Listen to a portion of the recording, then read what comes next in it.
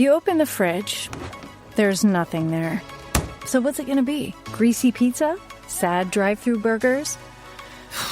Dish by Blue Apron is for nights like that. These are the pre-made meals of your dreams. At least 20 grams of protein, no artificial flavors or colors, no chopping, no cleanup, no guilt. Keep the flavor. Ditch the subscription. Get 20% off your first 2 orders with code APRON20. Terms and conditions apply. Visit blueapron.com/terms for more.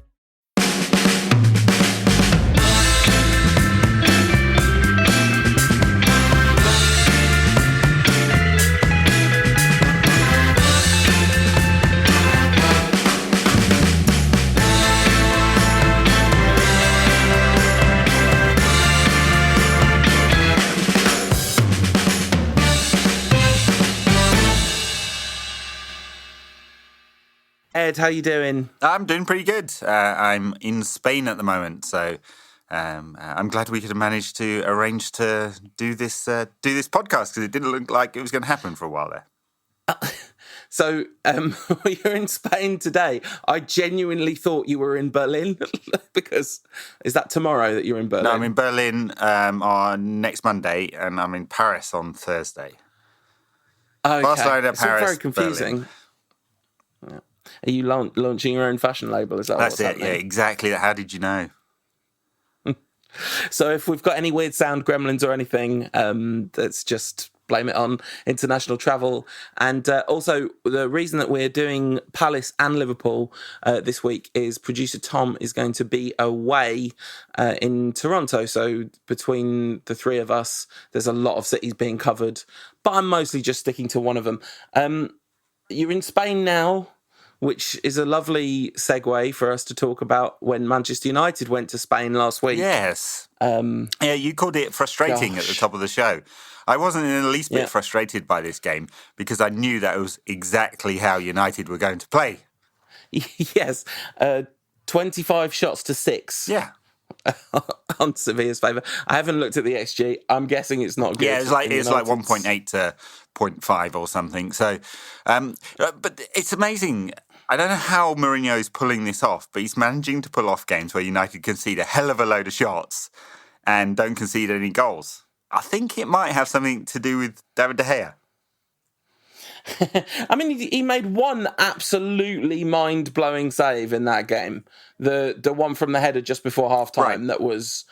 I mean, it would have been physiologically unsavable if it had just been a little further away from him, but it was far enough away from him that hardly any keeper would have saved it. Because not only does he have to get his hand to the ball, he has to get his hand to the ball quickly enough with enough force that the ball doesn't just kind of... Because there's a lot of room left in the net, isn't there? Yeah. He could easily have kind of got something on it and it still went in. Yeah, I mean, you're right about it being close enough to him that it was possible to make a worldie, but it's definitely a worldie. Yeah, great save, and you know, tidy keeping for the rest of it. A few other saves. Sevilla created a lot of chances. They had all the momentum. What United had, they wanted to hold, which was 0-0. And Mourinho, I guess, got it what he wants.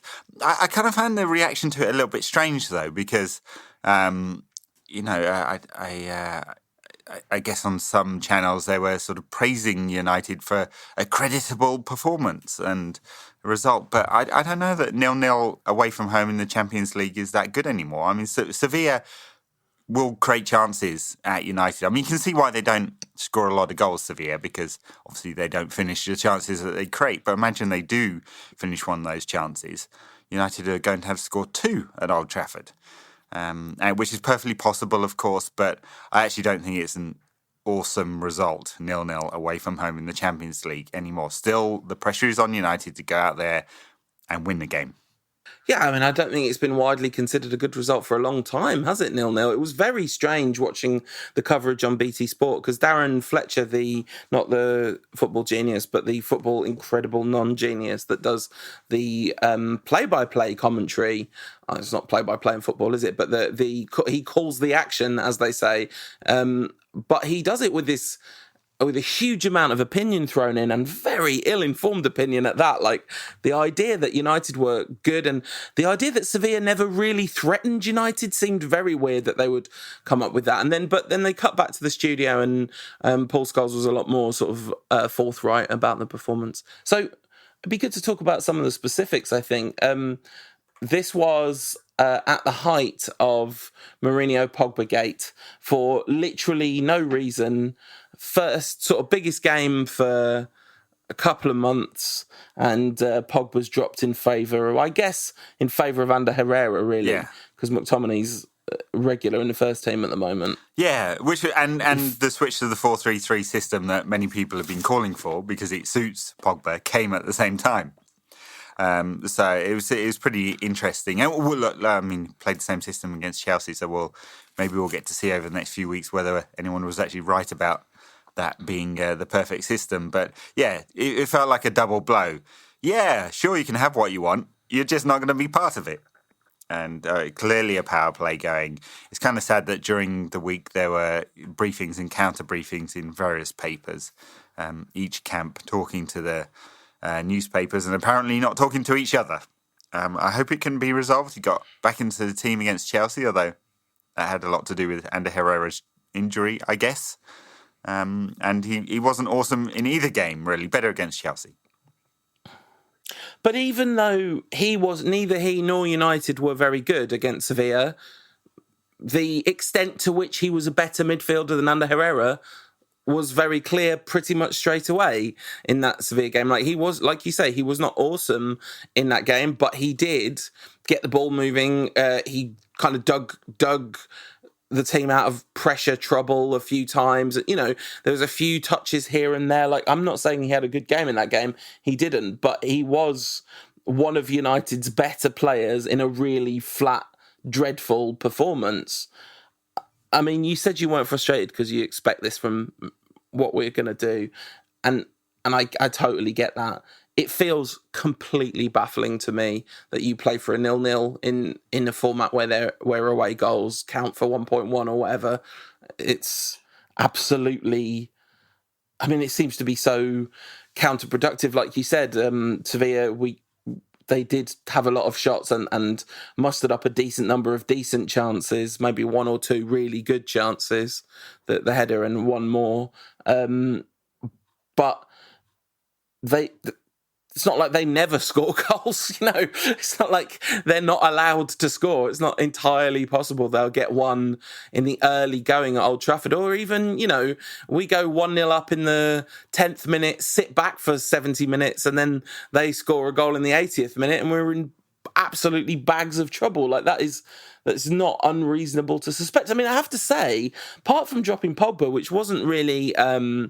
doesn't seem to be much of a tactical decision, especially given he played a 4-3-3 where Pogba could have done his thing. Well, no, when he was asked about, sorry for cutting in, but when he was asked about it, he said he was asked if it was tactical, and he said no, but Pogba didn't play at the weekend. I mean, Herrera hadn't barely played for 2 months, so he claimed it was a fitness issue.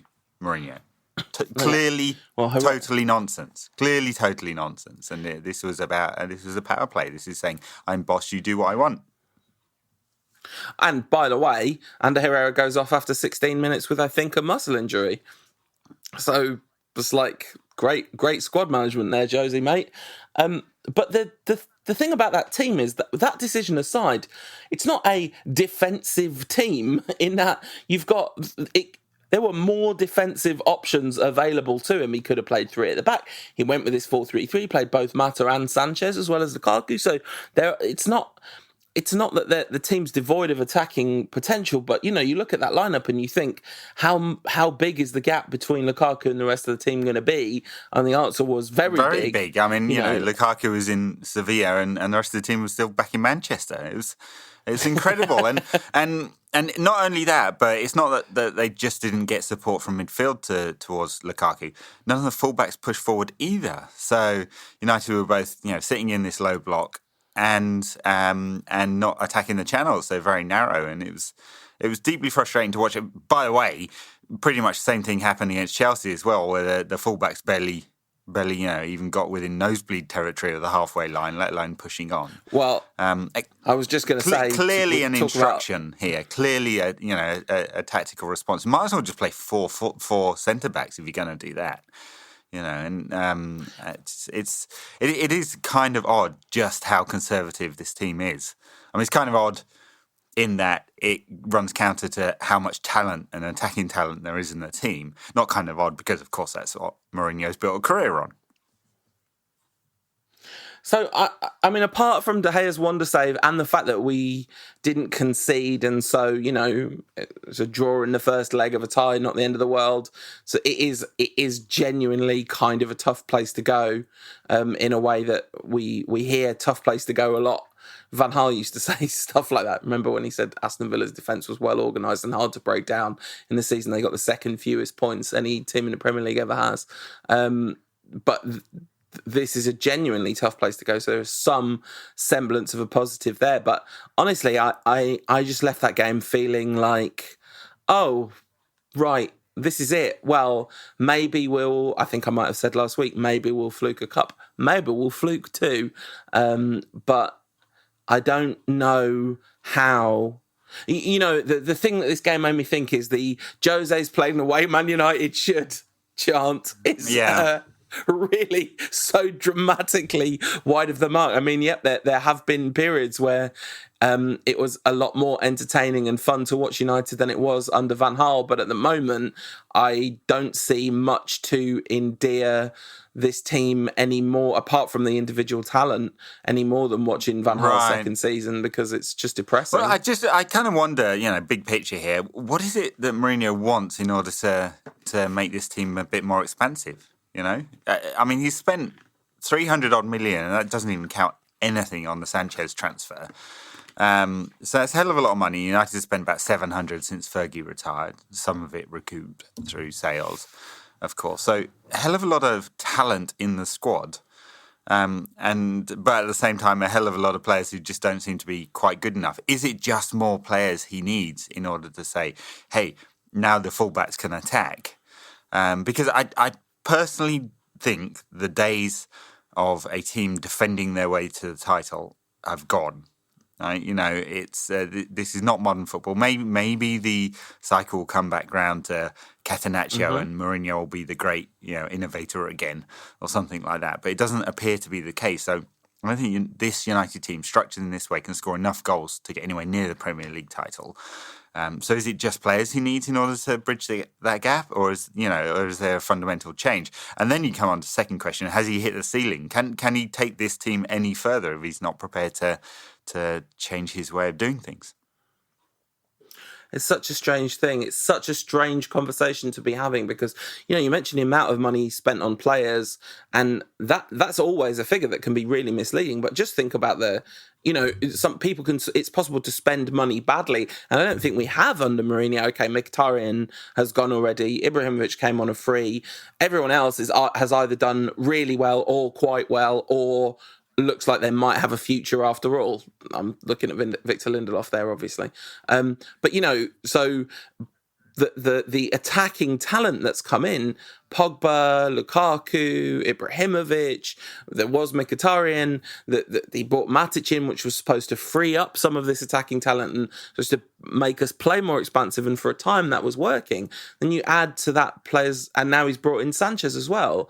And the thing is, I can't see a collection of players that are going to... I mean, what would it take for his players to be more expansive? Would it be like Matic turning into peak Claude Makelele? Is that what it would take? Or does he want two players to be like excellent top-level holding midfielders, and then he'll free up the other five to do whatever they want up front and let the fullbacks run a bit more free? He's brought McTominay into the side to do that, and he's doing that job. McTominay, I mean, we criticise the range of his passing, the expansiveness of his passing, but I'm sure Mourinho is quite happy with him.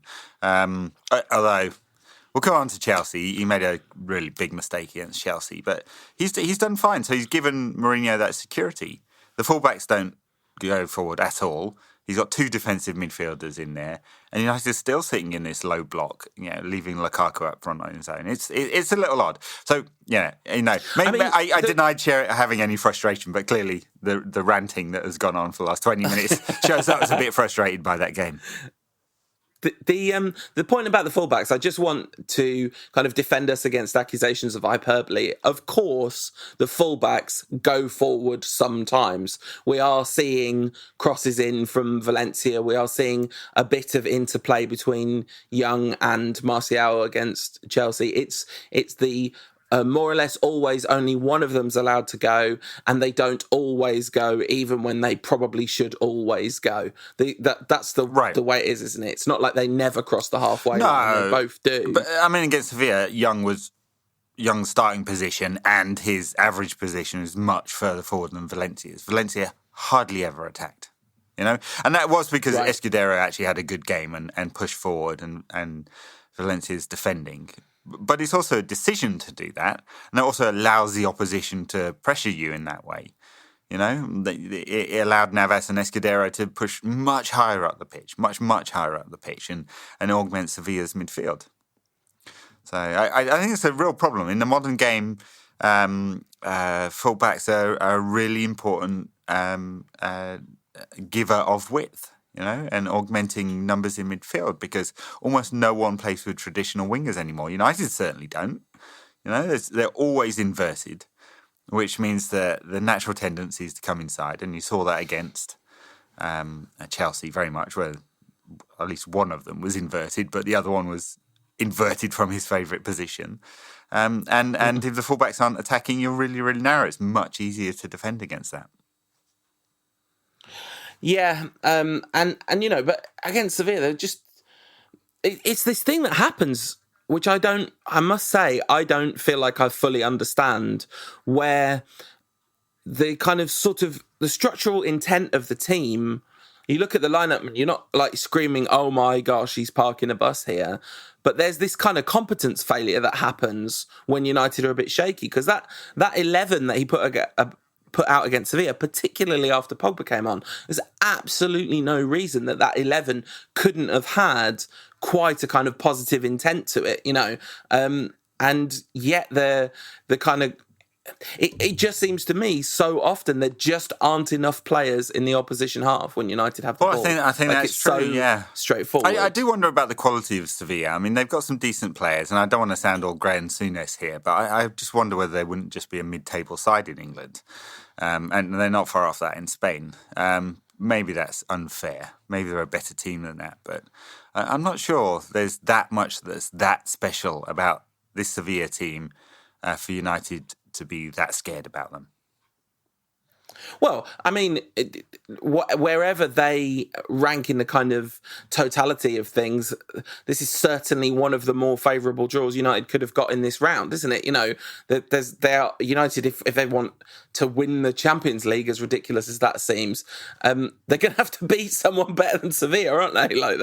They're not one of the big dogs by any stretch of the imagination, but we play against anyone with a modicum of threat as if they are the big dogs. But Mourinho has always done this. I mean, always done this. And one of the things that made me wonder is actually, is this why he only has 2 European Cups, even though he's got so much league success? I mean, partly it's about sample size, and everything has to fall into place. I mean, Fergie only got 2 European Cups in his whole time at United, so it is tough. But I don't know. It was a pretty upsetting game, and then.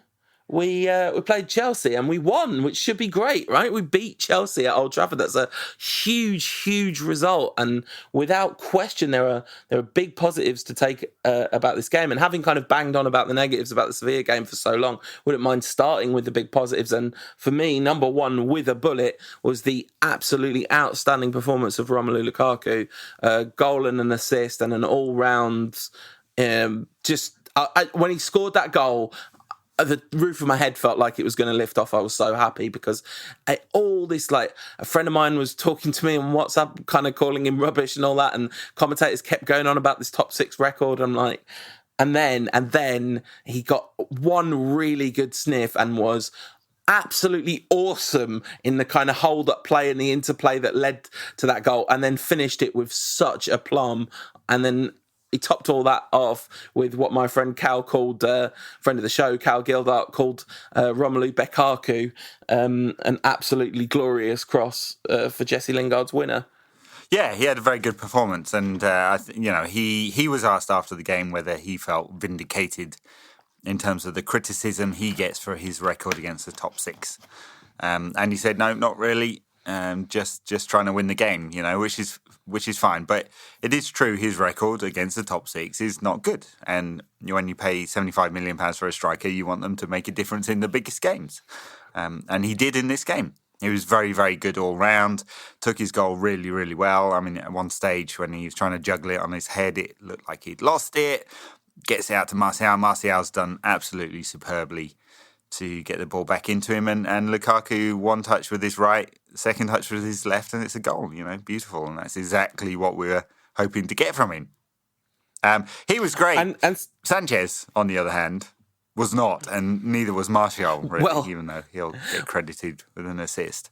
And so I guess we needed someone to really perform up front. I mean, I hear what you're saying. It's worth saying that Sanchez did very well in the play around the goal, feeding Martial in very tight space. And so all three of, Lukaku pulled himself very intelligently into a bit of space for the finish, but it was incredibly congested and crowded in there, and it required some real slide rule accuracy from Sanchez to Martial through a bunch of legs, and then Martial to Lukaku again.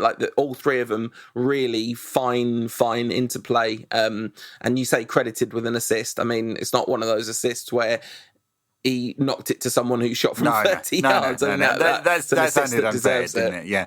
No, my problem with Sanchez is he did not have the tactical discipline that we kind of expected of him playing out on the right? He clearly did not want to play there.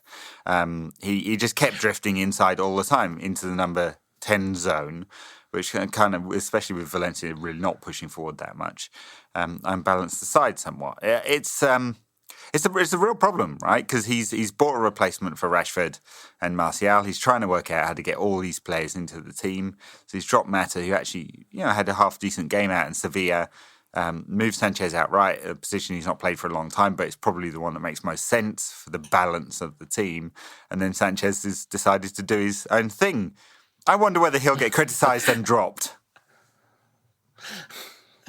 Rob Hawthorne, I think, was the commentator on Sky, and he said something along, or it might have been Alan Smith actually, saying Sanchez is playing in his preferred fit position through the middle. And I was kept looking at the team sheet going, but I mean, if he's playing through the middle, who's playing on the right?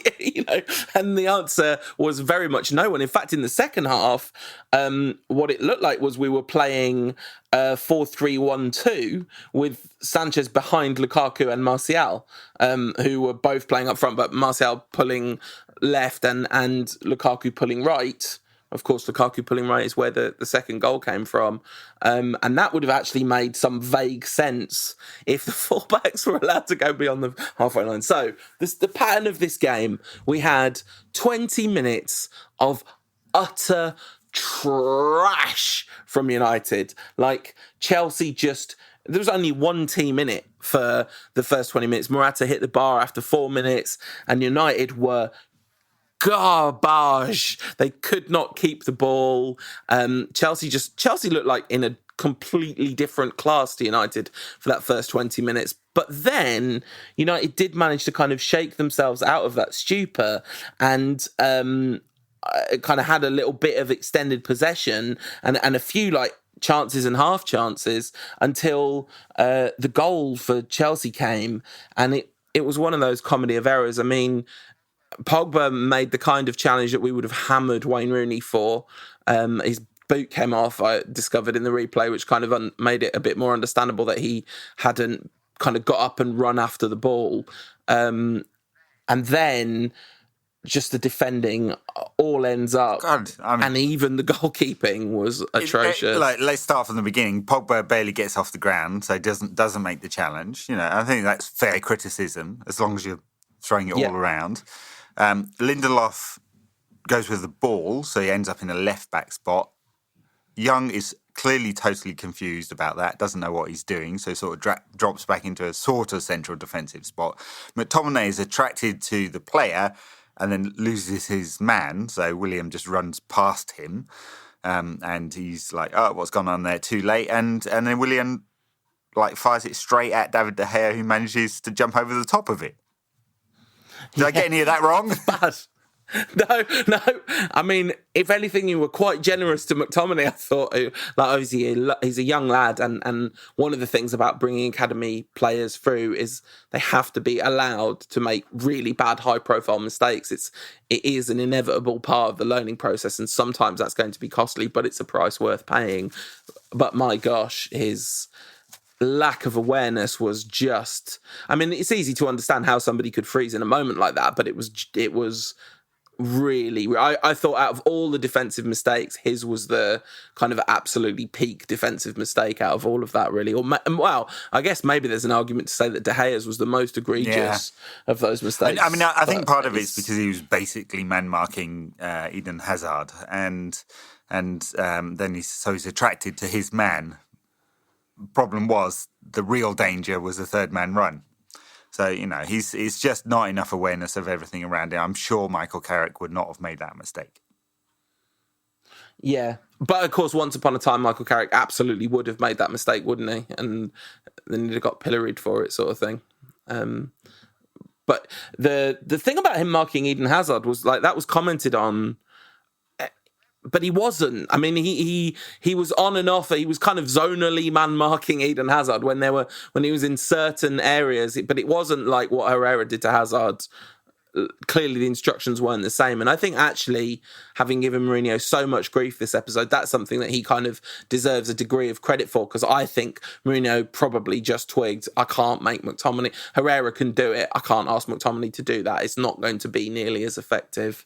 And it will just take a player out of our structure too much to make it worthwhile. So I think that was pretty sensible of Mourinho. And in the end, it paid dividends. So then Willian scores, it's a complete disaster. And then United, as they clearly have the potential to do, wake the heck up. This is the really maddening thing about this team is when they're on it, there is so much talent there. Like, that goal, it wasn't just an ordinary goal. It's easy to just go, this is an ordinary goal, but you're up against an absolutely packed defence. I mean, we slate Mourinho for being defensive. I mean, Conte's playing a back three, and then Kante and Drinkwater in the centre of defence with the two wing back in the centre of midfield. Sorry, with the two wing backs. So an absolutely ultra defensive lineup from Conte. But United managed to find their way through, score that goal. Then we get to half time, and then this was the period of the game that I found hardest to take. First 20 minutes were bad because Chelsea were playing well and United was just under the cosh, and that can happen in a game. But the utter cowardice of the kind of Mourinho was clearly just shook by that, and so often when we had the ball, it only seemed like Pogba, Martial, Lukaku and Sanchez are the only people allowed in the opposition half, and then gradually we started to see a couple more players in the half, and that kind of eased off. And then once he'd made the change, Lingard came on from Martial, and United kind of improved in that last phase of the game. It looked to me like that anyway. But that first period of the second half was as brutal as anything I've seen under Mourinho. It was just right. He just looked terrified of the counter-attack, basically. Yeah. And I wonder who's going to be. I wonder how disappointed Antonio Conte will be, because I suspect it's a lot. Because he'll look at his own team there and wonder why their intensity dropped so much. Because I'm not sure that United improved that much, and I don't think the tactics really changed. I mean, a little bit when Lingard came on, as you mentioned, because he added a bit of impetus, didn't he? And obviously got his inevitable goal, because that's what he does these days. Jesse Lingard. Yeah. But Chelsea's intensity just dropped off a cliff. And, it's a kind of summary of their whole season, really. They can still be brilliant. But the motivation to do it for the full 90 minutes doesn't seem to be there anymore. I mean, I have to say, having given Mourinho a lot of grief, I'm glad Antonio Conte isn't managing Man United, because by heck, that'd be miserable. Like when he it just seemed like when he took Hazard off for Pedro, that was just when the whole thing completely fell apart for them, and they were really, really terrible for the kind of half an hour between the 60-minute mark. Well, the 20 minutes between the 60-minute mark and United's goal. I mean, I'd be pulling my hair out if I had Antonio Conte as manager. No, absolutely no fun and games between the managers at all. Disappointed about that. Mourinho didn't want to talk about him before the game, shook his hand. What's going on? There was one good bit where he kind of walked over kind of like to the very edge of his technical area, Mourinho did, and Conte was on the edge of his. And Mourinho said something to Conte, and in the instant, Conte looked like, oh my God, what's about to kick off? Am I going to have to fight him?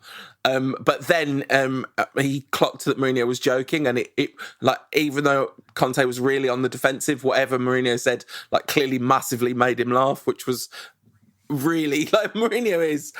I don't know, for all his incredibly annoying characteristics, he can be really funny when he wants to be. So that was good. The Lingard goal was lovely. Just, this thing of René Meulenstein making him watch Iniesta videos, and you can see this is the thing that we used to say about Lingard when he first started to break into the first team, which is that his off-the-ball movement is so good. It's just he's not very good on the ball. That's obviously improved a lot lately. But that's just brilliant, classic Lingard third man run, isn't it? He's so good at that stuff. Right, 13 goals this season. It's hard. I mean, he's started 3 games since Sanchez joined, so he's clearly lost out there. And he won't start too many games if United do play this sort of 4-3-3 system, I don't think. But he's scored so many goals, it's hard to keep him out the side. It's the deeply frustrating thing, just how much talent United have in the attacking areas now. Just how much. And not being able to extract enough from them. Lingard can't get in the team. Rashford can't get in the team. Martial managed to get in the team. I mean, it's a shame he didn't have a stormer of a game, really. It's just so much, and it's the wrong manager to extract the most out of it, I think. I mean, you say Lingard has started 3 games since Sanchez signed, hasn't? There's only been 7 games since Sanchez signed, so it's just under half of them. And Rashford, though, on the other hand, has he started? Or I guess he started against Yeovil, right? But that was the only one that Rashford started. So he's really seriously missing out. But yeah, I mean, there's a ton of talent there. The Romelu Lukaku cross, once again showing that Romelu Lukaku is the best crosser at Manchester United. I'm sticking by this. Maybe Sanchez will prove me different, but you don't see him putting too many crosses in, do you? I think Romelu Lukaku is the best crosser of the ball we've got at the club, which is a problem because clearly he's also the best person at the club to be on the end of crosses. Yeah, no, it's a beautiful ball. Absolutely into the sweet spot of space, and Lingard knows how to get into those spaces, and now he seems to know how to finish them as well, which is the thing he didn't know how to do in the past. So fine goal. This was like a mini Arsenal result, wasn't it? United went to Arsenal, got absolutely battered and won. United got battered for a long period of this game, not all of it by any means, and somehow won, somehow ground out a result. It's hard. It would be hard as a neutral to go, yeah, they deserve that. I mean, but they want it in the details. I mean, I guess. I suppose a draw on balance would be a fair result from the kind of overall pattern of play in both halves. But the Arsenal game, in a way, sort of felt like a bit of a robbery. Loads and loads of really good chances and amazing De Gea saves and bad Arsenal finishing and stuff. But this wasn't that. This wasn't, like you said, it was a mini Arsenal. But Chelsea were not all that. They were very good for the first 20 minutes and they hit that one counter-attack beautifully. But the second half, they didn't really offer very much at all. And No, right, yeah. And United kind of exerted a sort of passive Mourinho-esque control over a lot of the second half. But yeah, I don't know. it was far from a sparkling, wonderful performance, and not the kind of performance that fills you with hope and optimism for the rest of the season, or indeed Mourinho's campaign. But there's no doubt we cannot get away from the fact that is a superb result. Like, results-wise, that is big. That is a big, big, big result. Certainly is. Well, that was that. And United now have a 6-point gap over Chelsea in fourth. Fifth. It's Fifth. 10 games to go. Chelsea that's a big gap. That's a good gap with 10 games to go. So it's an important result in the Champions League qualification places. Obviously, the title is gone now. It's an important result if United want to make sure that they get automatic qualification for the Champions League, and I presume that second is important too. Well, I mean, at least, sort of important. It's a funny season, isn't it? Because second is like the best anyone can really hope for. Like, because City are a generational side, right? So coming second this season, it really does sort of mean a bit more than it normally means. I mean, hard to get too invested in the battle to finish second, but it does seem to sort of rather mean a bit, like, second out of the teams that aren't massively financially doped to the hilt, isn't it? Anyway, so shall we take some questions? Because we've had quite a few of them this week. Okay. You know what I did? I set up an auto-tweet. Of course you did. So I'll never forget again because the robots are doing it for me. Nice. It'll make no sense when we decide to have a week off. Is Matic the best rectangular footballer ever? Asks Tommy_CTS, Tom Patterson. How is he rectangular? I don't know. I don't understand it. I thought you might because it's like some cultural meme or something. I mean, if it is, I've been off Twitter too long and I don't know what it is anymore. Sorry, Tom. Is Lindelof officially rubbish? Asks @Liz Worsley, friend of the show. I don't think he is he? I think he might be officially promising. I don't know. Maybe I don't know. I don't understand central defenders. I've just come to this conclusion. I thought Phil Jones was good. Thought Johnny Evans was good. I don't know. I don't know anything. Maybe.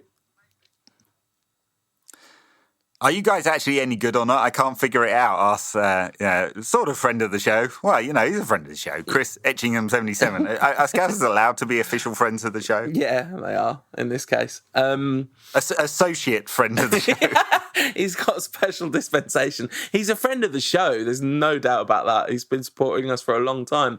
No, I think we've got a lot of very, very, very talented players, and I think we could be good, but I am certainly not ready to say we're good yet, even though we're still second in the league and somehow better than Liverpool and Spurs and these teams that sort of look like they seem to be better than us, but they're officially not. At Felly beat Richard Rugeley. Is it Rugeley? Roughly? Don't know. Sorry, Rich. Is Alexis Di Maria 2.0? What do you think, Ed? Oh, it's a bit early, isn't it? 7 games into Di Maria's time, I think we thought he was awesome, so this is the reverse of that. Sanchez hasn't put in a storming performance yet, has he? I think he's still trying to adjust, but he feels like he's playing... Feels like he's still playing for Arsenal because it's that kind of level of performance and inconsistency and tactical ill-discipline. So far. There was that through ball for Lukaku against Huddersfield, right? There was a nice ball to Martial, and there's been some sparkling little touches, but I think his positional discipline against Chelsea was kind of disgraceful, to be honest. Like, there's a lot of players that would have been getting a big hammering for that. I don't know. It always seemed like a weird sign. The one difference between, one of the main reasons I'm not sure I would think it would be Di Maria 2.0 is because I was absolutely buzzing about Di Maria signing and pretty much certain that he was exactly what we needed in our attack. And I don't think I'll ever have felt that way about Alexis Sanchez. When was the last time a United centre-forward played as well in a big game as Lukaku did today? Asked L. Rob. Yes! Yes, Rob! Yes! Well, yeah.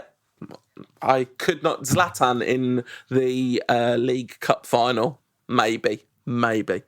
Yeah. Yeah, no, and it's great for him because he's obviously taken a lot of criticism this season, Lukaku, and I think a lot of it fair. You have very high expectations about Lukaku, and there are some parts of his game that are not up to the very highest elite levels. But he's got 22 goals now. He'll probably end up the season with 30, which will be a very, very good. Anyone who scores 30 goals, it's a very good season. Maybe we want more. Maybe he'll get more in the end. But I feel like he's improving, and that was a step towards improvement. So last season, Zlatan scored 28 goals, earned us some points for sure, but cost us massive points in small games where he missed chance after chance after chance, and people were holding up banners at the end of the season saying, "If you stay, you can have my wife." And there's just a different tone to the discussion about Romelu Lukaku. There is, isn't there? Yep. Talking of tone, Alex Dixon at ABCMSAJ on Twitter. Long editorialised question, but basically says there's still a media bias in the description and adjectives used to describe Lukaku. Yep. Based on his performance today, what 3 adjectives would you use? Well, I think that the first adjective that comes to mind when I think of Lukaku is studious, because he, as Martinez's quote famously sort of said, he's a student of the game in a way very few strikers are, and you can see that in his movement. So I go with studious first. Deft. Like, it's not a word that gets used about Lukaku very much, but his finish was deft and his cross was certainly deft. And then I think I'd go with physicality next, because there's no reason you can't include his physicality in the description of what makes him an amazing striker, because clearly that's part of what makes him an amazing striker. It's just that that's the only one they ever talk about. Yeah. No, I do think the narrative around Lukaku is kind of borders on offensive, as it did a lot of the time with Pogba, I thought. Even in actually, to go back to the goal that United conceded, and we criticised everybody. Graham Souness commenting in the Sky studio only blamed Pogba for that. Yeah, but I mean, Graham Souness literally said on air that he voted Brexit, so Yeah. Thanks for that, Graham. Thanks. After Cantona, is David De Gea Fergie's most important signing? Asks a spotted tiger on Twitter. I like the username a lot. I'm going to say he might crack the top 10, but and if we ever start regularly winning stuff, like big stuff, with him still in the team, then he can go right up the list. But I think that he's been absolutely crucial to United in mitigating the collapse, like slightly minimising the collapse. But Fergie brought in players who lifted us to league. I mean, I'm going to have Roy Keane and Ronaldo, and even like Peter Schmeichel and Van der Sar, who I think De Gea has surpassed in terms of quality, but not necessarily in terms of importance in United's history. Yeah, no, I think that's fair. Yeah, I think he's some way down that list, but obviously very high up the list of best ever United goalkeepers. Number 1. Maybe. We've had this debate before. Schmeichel won it all. David De Gea hasn't. Schmeichel was playing with Erwin, Bruce, Pallister, Neville in front of him. And David De Gea is playing with the might of Young, Lindelof, Mike Smalling, and Antonio Valencia. Yeah, to see, they're all there to make him look good. Yep. That's the only reason why you think he's number 1. Last question, and we get this quite a bit, but let's assess again after Sunday's game. At Mats145 asked, "Is McTominay going to make it or not? Today was the first time I thought he could." Oh, well, that's interesting. He's definitely going to make it. He's definitely going to have a Premier League career for sure. But whether it's going to be a United career, if I had to say today, I would say no. Yeah, I'm not sure that he's an elite United standard player. I think he needs to have more to his game than that. So we saw the mistake defensively. That's okay.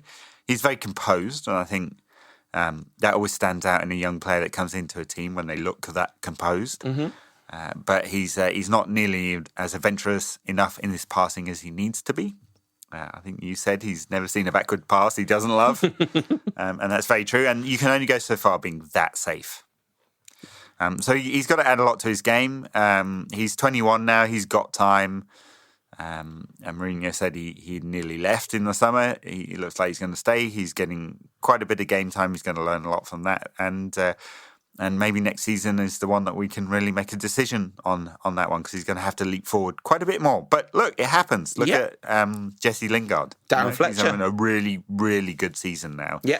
And I think he's probably having the season that many people thought he would never be able to have. Yep, no doubt. Okay. That's the questions. Good questions. We've got some games coming up. Thank you, listeners. Great questions. Sorry I'm not on Twitter to read them. But really, I'm not sorry I'm not on Twitter. It's the best decision I've literally ever made in my life. So, Monday night, we travel to Selhurst Park to play Crystal Palace. We get the weekend off. It's a good long break between games, which is good after a kind of pretty heavy schedule. Although it's a shame it's another away game, because there's 3 weeks between games at Old Trafford before the Chelsea game, and they're straight off to Palace. A pretty tricky one for away supporters. Getting all the way back to Manchester from South London late at night is probably not going to be a great deal of fun. But we should find that there's some fun to be had at Palace, although they're not.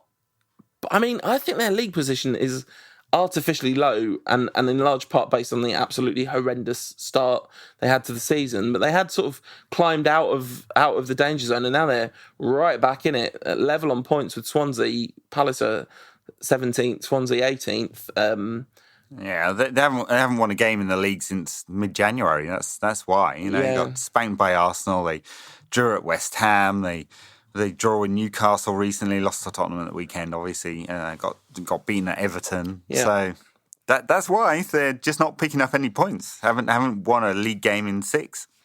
No, but they haven't lost to anyone they're not supposed to lose to in that time either, really. I mean, Everton away, maybe they could have targeted that, but it's not really a game they're not supposed to lose, is it? Obviously, they're supposed to lose to Spurs and Arsenal. And I guess the most disappointing result out of all of those would be the home draw with Newcastle, a game in which they comprehensively outplayed Newcastle as well. So, been a little bit unfortunate, I think. I don't know quite why it is, but I have a sort of strange. I'm slightly rooting for this particular Crystal Palace team. I think it's just because, well, first of all, Timothy Fosu-Mensah's there. Obviously, he won't play against us, but that's, I don't want him to experience relegation. Secondly, I still sort of feel a bit sorry for Wilf Zaha for the mess that happened at United. And thirdly, I'm a big sucker for a redemption story, so I'd like Roy Hodgson to not end his career ignominiously after that disastrous Euros. They play us on Monday, then they go to Chelsea, then they're away at Huddersfield, and then they're at home to Liverpool. Oh dear.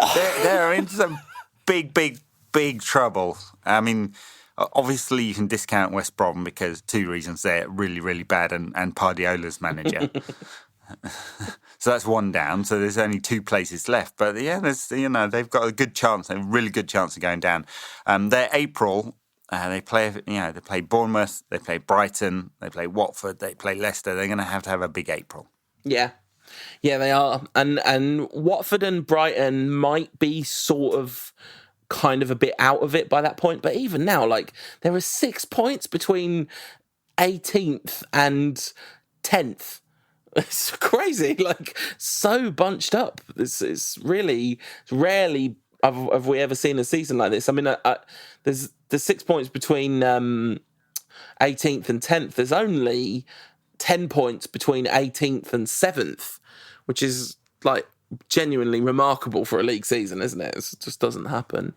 But Palace do possess attacking threats, and particularly they could be effective on the counter-attack. I mean, Zaha and Townsend, they can do stuff, and they have done on occasion, but like I said, they've not been beating the teams that they're not supposed to beat.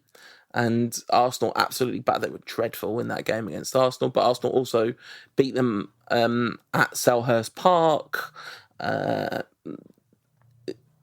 as did Spurs, obviously. We smashed them 4-0. That was before Hodgson came along. I don't know. I just find it hard to trust United to not mess up, but they shouldn't. No. I mean, you said Palace have the players to hurt them on the break. That might be true, but will they have a chance to break if United are sitting in a low block for the whole game? We'll see. I mean, the problem, the Palace's real problem at the moment, they've just got so many players injured. They've got like 12 or something like that, and obviously Zaha's out at the moment, who's their standout attacking player. Oh, I didn't know that. Plenty of others too. So.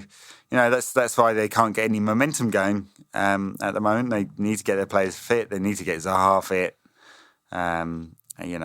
Hodgson said at the weekend he's well ahead of schedule for coming back, but still likely to be a few weeks. I'm pretty sure they're going to have let's just assume United beat them. They're going to have a really horrible March, and they're going to be deep in relegation trouble come April. And it's can they get enough players fit by that time to get out of trouble? It's a big question. So they've got 13 first team players injured, and of course Timothy Fosu-Mensah won't be available for this one. All right, I'm starting to relax about this game, Ed.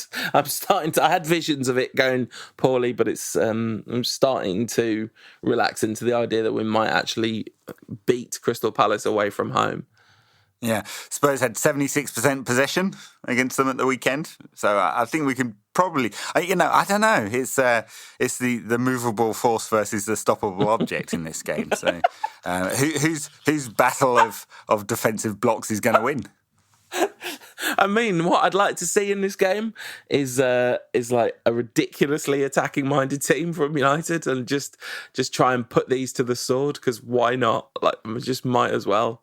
Especially, it really should be 4-0 FC again, shouldn't it? Okay, and now that I know Zaha's out, I might be predicting 4-0 FC to be back. But then, I mean, it's always difficult. I'm really sorry we can't do a proper preview. I mean, proper preview, when do we ever do proper previews? But sometimes we do when United play Liverpool. That's a game we actually pay attention to doing some sort of preview for. But it's such a long way off at this point. I mean, it's 12 days away as we record this.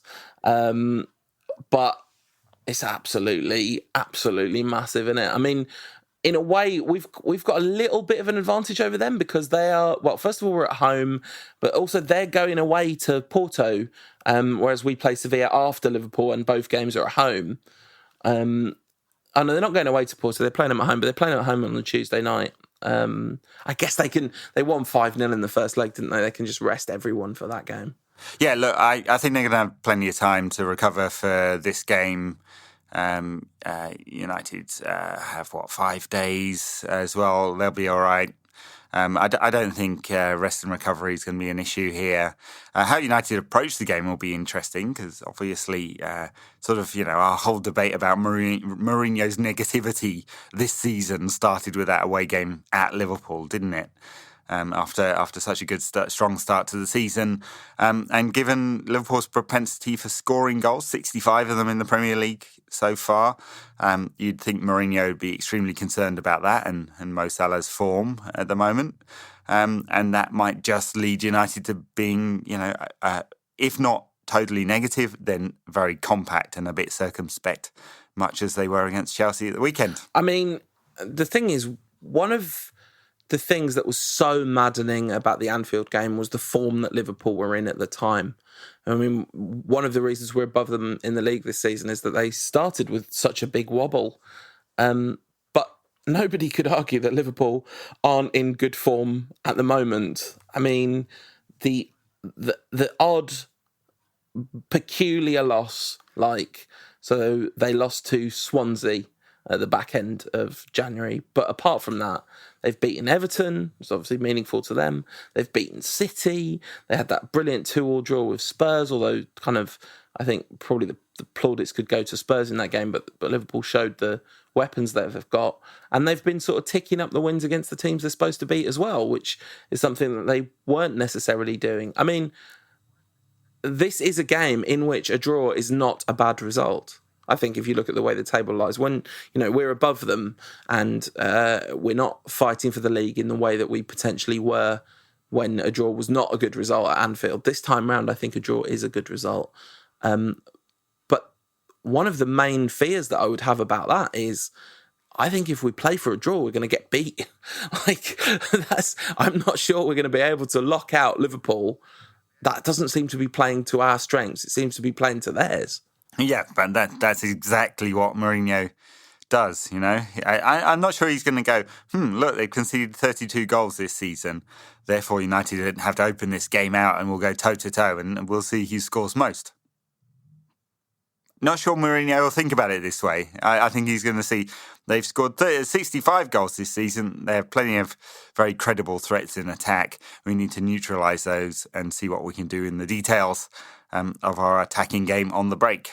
And I would bet large amounts of money that's exactly how United will play. But we are 12 days away, so who knows? Maybe Salah gets injured in that time. Suspended. Let's get him suspended. And he'll change his thinking rather than injured. I don't wish any personal harm on him. Seems like a lovely fella. The real worry about Liverpool in general is the sneaking, nagging suspicion that they might actually be good. Chris asked us earlier whether United were actually good, and at the moment I've got a kind of sneaking, nagging suspicion that United are not actually good, even though we're ahead of them in the table and all that kind of malarkey. I don't know. It's kind of working for them, isn't it? It's kind of they've got a heck of an attacking unit. They don't seem to have suffered much from the loss of Coutinho so far. They brought in Van Dijk. Obviously, they've got big upgrades. They need like a proper goalkeeper for sure, and maybe some more defensive recruits. And maybe their central midfield's a little wobbly as well. But I don't know. It's worrying, Ed. It's worrying is what I'm saying. Yeah, a lot of the models still have Liverpool finishing second. Right. And they'd have a very good chance of that if they beat us. So let's hope that doesn't happen, hey? I think, look, second or third, what does it really matter? It's sort of pride, isn't it? And momentum. Fourth is a problem because it's 2 extra games next season in late July or early August or whatever it is, early August. And more than that, you lose here, Chelsea win next week or lose against Liverpool. Chelsea win next week, Spurs win, and it gets really compressed for the top 4 once again. Yeah, but a draw, obviously, like all the Chelsea and Spurs and stuff would be happy if Liverpool and United draw. But I think from our perspective, a draw has to be a pretty decent result at this point. But of course, it's not like Liverpool are invulnerable. So if this was Fergie, we were talking about, I mean, not that he wasn't extremely conservative against Liverpool because he so often was, but I think at Old Trafford, not so often. And I think we'd be talking about Sanchez and Pogba and Lukaku and Martial and Mata and Rashford and Lingard in backup can all do some serious damage to Liverpool's shaky goalkeeper and still not particularly certain backline. It's they're there to be got at. They're just clearly a pretty impressive dynamic force going forward. And Mo Salah is having the season of his life, but it doesn't necessarily look like a freak. It's a kind of season that I think probably few people might have predicted him to have at some point in his career because he's a very, very fine player, isn't he? Yeah.